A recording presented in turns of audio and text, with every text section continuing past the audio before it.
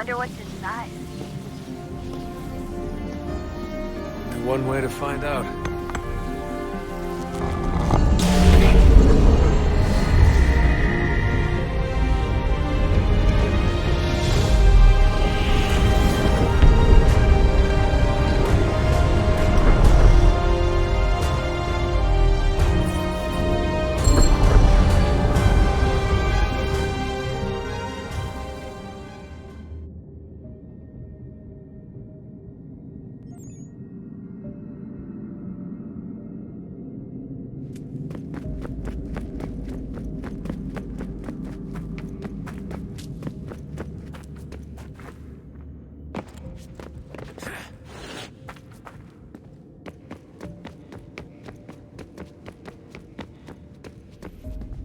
Son, I owe you an apology. I shouldn't have lashed out like that.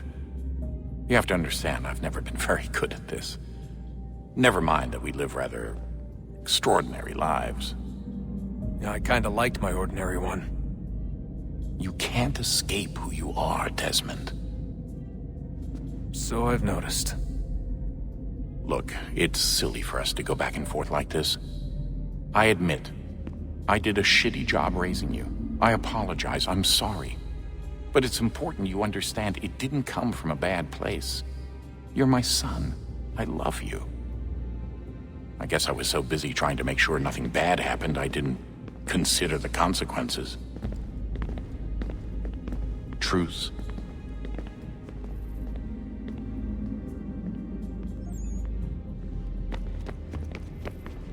I can't believe it's taken me so long to ask, but how's Mom? She's not... No. Your mother is fine. We decided it was safer if we split up for this job. Always assuming the worst. For good reason. Can I at least say hi to her? I'm sorry, it's too risky. Maybe when we're done. Right. When we're done.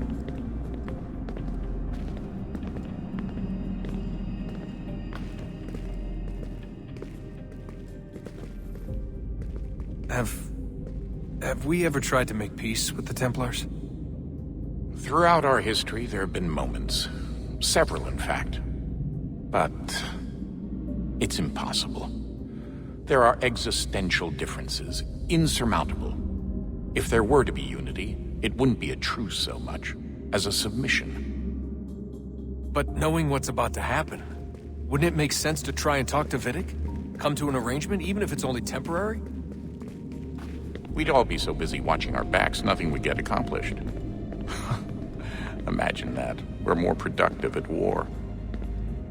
Well, have we ever tried sending in someone? Doing to them what they did to us with Lucy? Or Cross? We have, and it's never worked.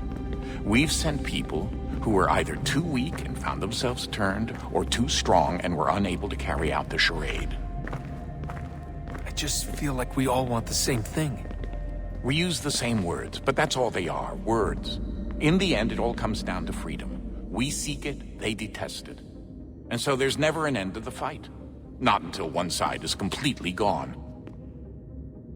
Is that even possible? Probably not. Our two groups have existed in one form or another since forever. But things can be better than they are. And that's something. Did you look for me, Dad? When I was gone? Every day. Come on. I mean it. Every night I'd look, searching for your name or variations of it, hoping you'd slip up. Abstergo only found you first because they had better access. A few more days and it would have been me. Well, I'm here now. And I'm glad. Do you think Lucy regretted what she was doing? I used to think I knew her well, but clearly that wasn't the case. So I really can't give you an honest answer. She seemed so sincere, though. Like she really wanted to make a difference. Yes, well, when I first met him, I thought the same thing about Cross. It just keeps happening over and over again.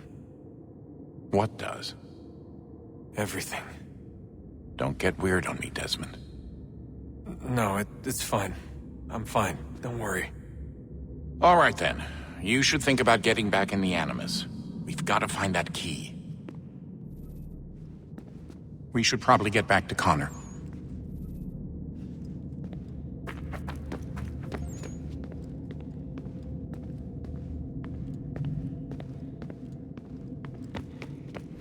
Ah, Desmond, there you are. Can I ask a favour? Maybe? When this is all over, I'd like to try turning the dial back on the Animus. Like, all the way back. To the time of the first civilization. You think it would work? There was no real loss of fidelity when you visited Altair. Then again, that was about 1,000 years ago, and I'm looking at going back at least 70,000 more. Sure, I'd be up for it. It'd be interesting to see what things were like back then. Excellent. I think it would prove most enlightening.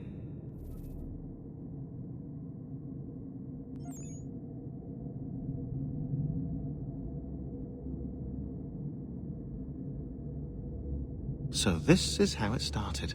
What are you up to? Just brushing up on my American history. Well, I say history. They certainly teach you strange things in the States. Like what?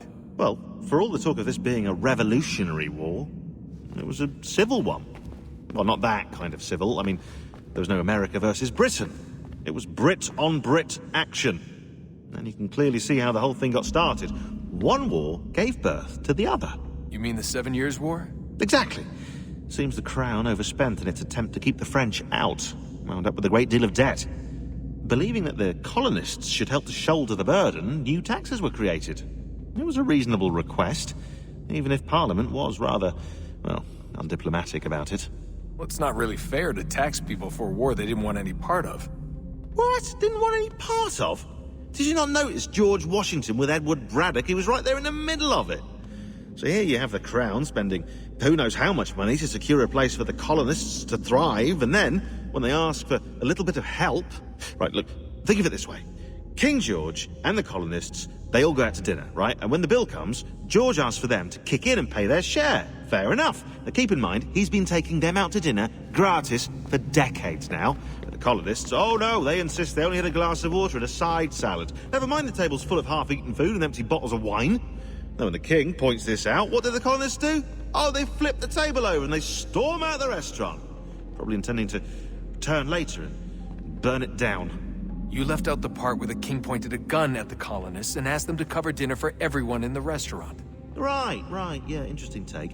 If he pulled out a gun, and I'm not sure he did, it would only have been after the 100th failed attempt at getting them to pay their fair share. But how do you define someone's fair share?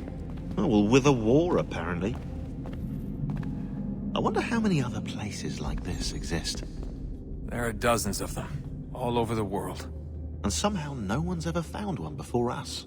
I don't think that's true. Oh? When I was at Abstergo, Vidic talked about silencing discoveries made by non-Templars. And I'm sure Abstergo has dug up plenty. The things they must know. Regretting throwing in with us? No. Just looking forward to when we can finally trounce those bastards so I can dive into their archives. Oh, I think I found a lead on another power source. Later, Desmond. I'm in the middle of something very important right now.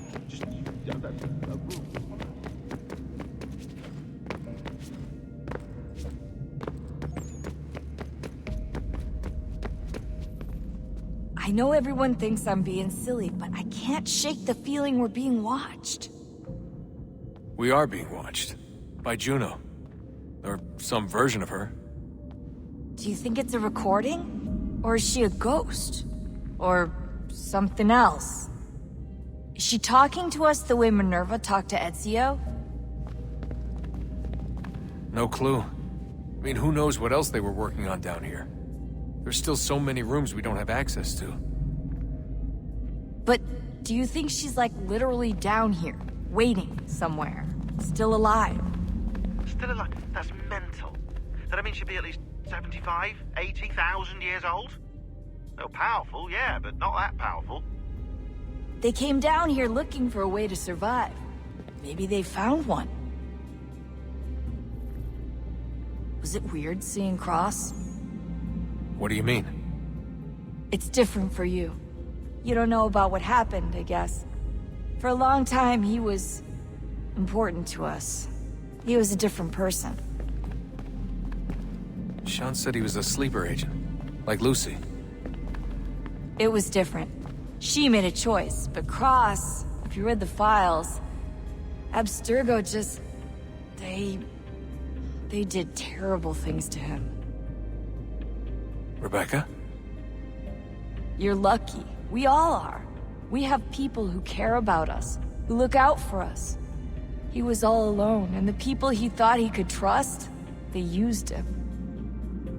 Did you know him? No, but I knew Hannah. Who's that? She tried to help him. She trusted him. But there was a raid about a year ago. She stayed behind so the others could escape. Tried to reason with him to see if she could fix things. Well, what happened? What do you think happened? He killed her. That's what he does. That's all he knows how to do. Sometimes it seems like that's all any of us know how to do. Rebecca. I just want to be alone right now.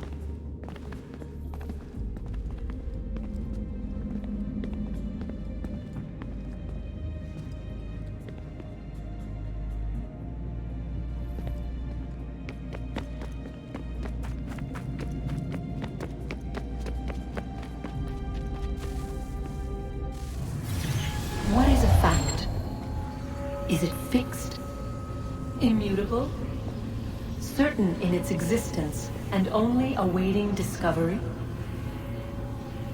Or might it be changed? Here we learned the answer and thought that it might save us. They were used to command, to control, to own. But we soon discovered another use. When enough sat in thrall and were told to believe, their thoughts took on form. What was imagined became real. If 100 minds could wish away a wall or create a tree, what might 1,000 do? 10,000? More? Might we change the consensus and will the thread away? We resolved to send one into the sky where it might illuminate us all. Once placed, a sentence would be uttered. Make us safe. In this way, we would change the consensus. We would save the world. But it never came to be. We sent a dozen of them skyward, but there was no way to maintain control, to direct the beam, to enthrall the world, to speak the words. Though this was strange and dangerous, what we tried next was worse.